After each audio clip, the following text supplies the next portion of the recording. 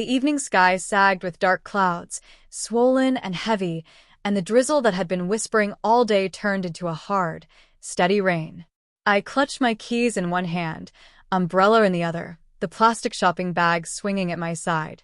After a 12-hour shift, I felt like a ghost drifting down the street. All I wanted was the familiar click of my own door, a hot shower, and a mug of tea. My neighborhood was quiet, rows of townhouses built to look identical.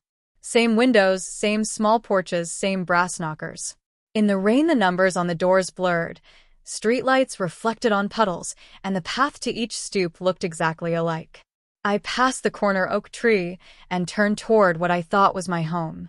I stepped up the 2 brick steps and jammed the key into the lock.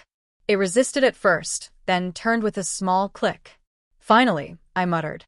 The smell of wet leaves clung to my coat as I pushed the door open. Warmth greeted me. The hallway was dim but soft-lit.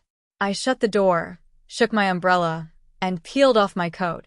The first thing I noticed was the faint scent of lavender, pleasant but unfamiliar.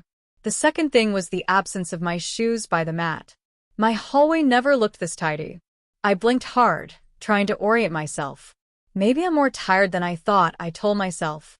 Maybe I reorganized and forgot. I walked further inside, placing the shopping bag on a side table that wasn't mine. There were framed photographs lining the wall, smiling faces of people I didn't recognize. A little ceramic cat perched on a shelf. My heartbeat sped up. Voices murmured from deeper in the house. For a moment I froze. My throat went dry. Then footsteps approached. A figure emerged from the doorway ahead. "Oh, you're here," she said. I stared at her, disoriented. She was a woman perhaps a few years older than me, medium height, hair pinned loosely back, wearing a simple cream-colored dress and an apron dusted with flour. Her eyes widened with the same confusion I felt. "I'm so sorry," I blurted. This isn't my house." For a heartbeat, the scene hung between us. Awkward. Then she laughed softly, a sound like wind chimes. "It's all right. You're not the first. These houses are like mirror images. You must be my new neighbor from across the street." I nodded, flushing. "Yes. I moved in 2 months ago. I can't believe It's fine," she said, stepping aside. "You're soaked. Come sit, at least until the rain eases. You look like you've had a long day." I hesitated, but the warmth of her tone dissolved my embarrassment. She led me into a small living room glowing with lamplight.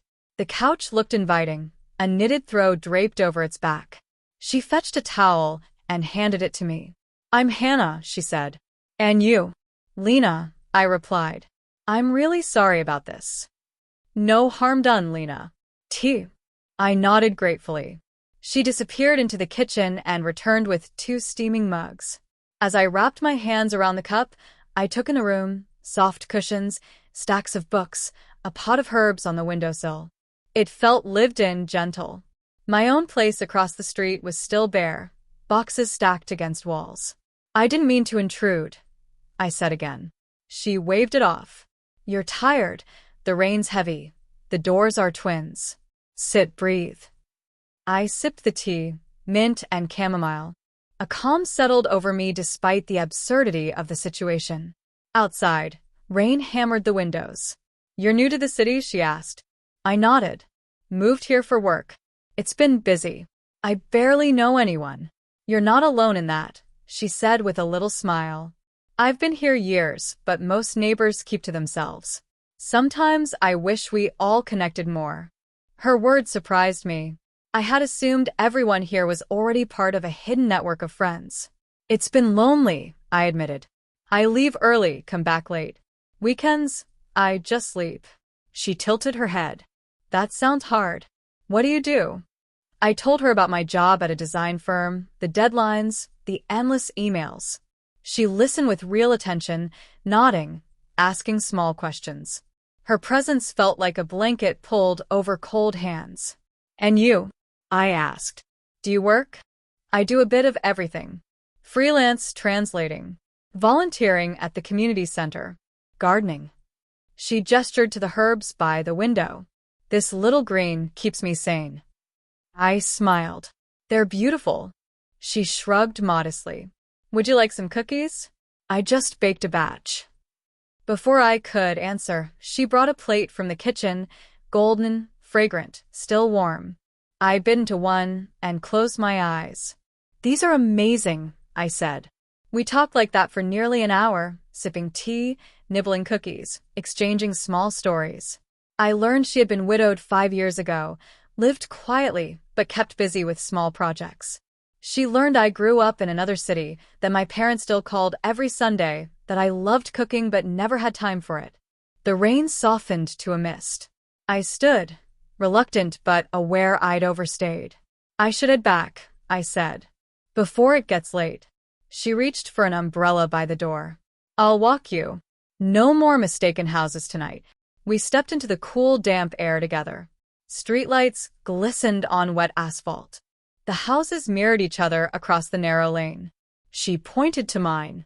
There you go. I turned to her. Thank you for not freaking out. She laughed again. Thank you for the unexpected company. We should talk again properly sometime. I nodded, something warm unfurling in my chest. I'd like that. She waited until I unlocked my own door before waving goodnight. Inside my apartment, I set down the shopping bag and looked around. The rooms felt emptier than ever.